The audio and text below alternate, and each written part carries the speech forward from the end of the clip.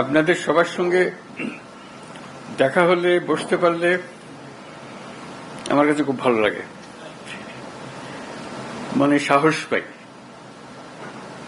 কারণটা পরিষ্কার, কারণ এই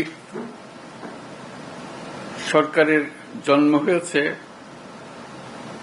ঐক্যের মাঝখানে, ঐক্যর দ্বারা এটা সৃষ্টি। যখন আমরা নিজেরা কাজ করি, ওটা হঠাৎ দেখি একা পড়ে গেছে, আশেপাশে কেউ নাই আপনারা, তখন একটু দুর্বল মনে করি। যখন আবার সবাই একসঙ্গে হন আপনারা, আবার মনের মধ্যে সাহস আছে যে আমরা একতাবদ্ধভাবে আছি।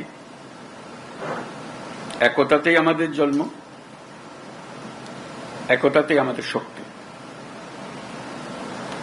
যে লক্ষ্য নিয়ে, যে উদ্দেশ্য নিয়ে এই সরকার